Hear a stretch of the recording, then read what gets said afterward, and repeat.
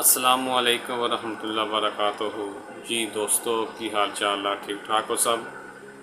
मैं doctor Rashid Naveed from Pakistan, लहंदा Punjab, रियासत बहावलपुर तो तुहाडे नाल मुखातब हो रहा। तो एक इंतहाई अफसोसनाक खबर कि रंजीत पट्टी माड़ीवाला जो कि इंडिया मोगा ज़िला मोगा दे विच रहिंदे सन ते और एक बड़े ही महान आदमी सन, बड़ा वाधू लिखते सन ते बड़ा वाधू ही बोलते सन।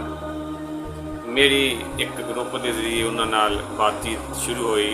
वो साड़ी बातचीत जिहड़ी है वो आस्ता आस्ता एक बहुत ही दोस्ती के रिश्ते दे विच मजबूत हो गई। तो मेरा और रंजीत साहब का एक प्यार का एक दोस्ती का सफ़र शुरू हो गया। तो साडा ये सफ़र बाज़ का 3-3 4-4 घंटे कट्ठियां गुजरता रहा।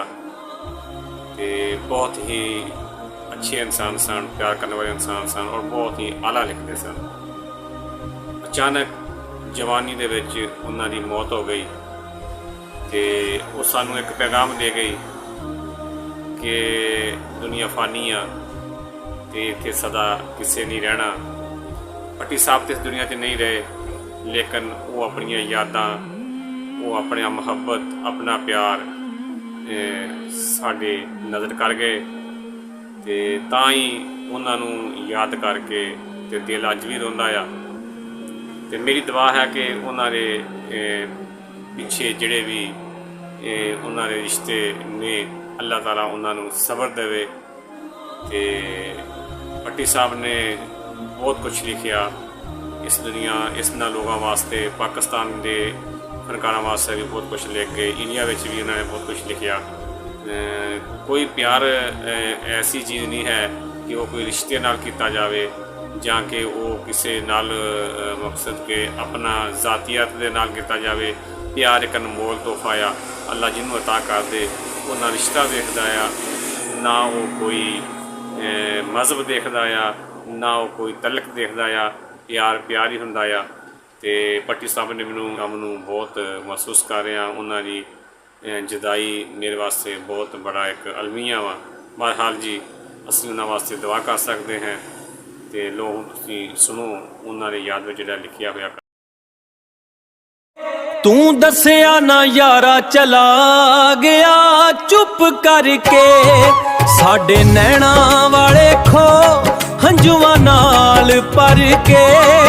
तू दसिया ना यारा चला गया चुप करके, हाय वे माड़ी वालिया तू कानू मुख पड़ता लिया। अल्लाह दिल दियां तेरे नाल नहीं सी हजे कीतियां, दस के ते जांदा तू की सी तेरे नाल बीतियां। अल्लाह दिल दियां तेरे नाल नहीं सी हजे कीतियां, दस के ते जांदा तू की सी तेरे नाल बीतियां। हार गया यारा जिंदगी तू दुखा नाल लड़के, तू दसिया ना यारा चला गया चुप करके। हाय वे माड़ी वालिया तू कानू मुख पड़ता लिया। तू दसिया ना यारा चला गया चुप करके, साडे नैना वाले खो हंजुआं नाल भर के। तू दसिया ना यारा चला गया चुप करके, हाय वे माड़ी वालिया तू कानू मुख पड़ता लिया। गल्लां दिल दियां तेरे नाल नहीं सी हजे कीतियां, दस के ते जांदा तू की सी तेरे नाल बीतियां। गल्लां दिल दियां तेरे नाल नहीं सी हजे कीतियां, ਦੱਸ ਕੇ ਤੇ ਜਾਂਦਾ ਤੂੰ ਕੀ ਸੀ ਤੇਰੇ ਨਾਲ ਬੀਤੀਆਂ।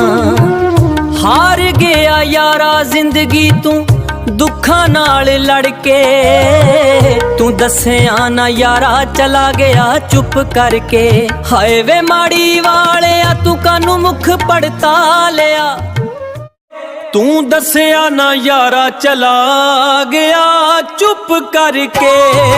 ਸਾਡੇ ਨੈਣਾ ਵਾਲੇ ਖੋ ਹੰਝੂਆਂ ਨਾਲ ਭਰ ਕੇ, ਤੂੰ ਦੱਸਿਆ ਨਾ ਯਾਰਾ ਚਲਾ ਗਿਆ ਚੁੱਪ ਕਰਕੇ। ਹਾਏ ਵੇ ਮਾੜੀ ਵਾਲਿਆ ਤੂੰ ਕਾਨੂੰ ਮੁਖ ਪੜਤਾ ਲਿਆ, ਤੂੰ ਤੇ ਆਖਿਆ ਸੀ ਅਸਾਂ ਇਤਿਹਾਸ ਇੱਕ ਲਿਖਣਾ। ਬਾਰਡਰ ਦੀਆਂ ਲਕੀਰਾਂ ਨੂੰ ਰਾਸ਼ਿਦ ਸ਼ਾਇਰੀ ਨਾਲ ਕੱਟਣਾ। ਰੂੰ ਤੇ ਆਖਿਆ ਸੀ ਅਸਾਂ ਇਤਿਹਾਸ ਇੱਕ ਲਿਖਣਾ। ਬਾਰਡਰ ਦੀਆਂ ਲਕੀਰਾਂ ਨੂੰ ਰਾਸ਼ਿਦ ਸ਼ਾਇਰੀ ਨਾਲ ਕੱਟਣਾ। ਰੋਂਦਾ ਰਵਾਂ ਮੈਂ ਇਹ ਤਹਿਰੀਰ ਤੇਰੀ ਪੜ ਕੇ, ਤੂੰ ਦੱਸਿਆ ਨਾ ਯਾਰਾ ਚੱਲਾ ਗਿਆ ਚੁੱਪ ਕਰਕੇ। ਹਾਏ ਵੇ ਮਾੜੀ ਵਾਲਿਆ ਤੂੰ ਮੁਖ ਕਾਨੂੰ ਪੜਤਾ ਲਿਆ, ਤੂੰ ਦੱਸਿਆ ਨਾ ਯਾਰਾ ਚਲਾ ਗਿਆ ਚੁੱਪ ਕਰਕੇ। ਸਾਡੇ ਨੈਣਾ ਵਾਲੇ ਖੋ ਹੰਝੂਆਂ ਨਾਲ ਭਰ ਕੇ, ਤੂੰ ਦੱਸਿਆ ਨਾ ਯਾਰਾ ਚਲਾ ਗਿਆ ਚੁੱਪ ਕਰਕੇ। ਹਾਏ ਵੇ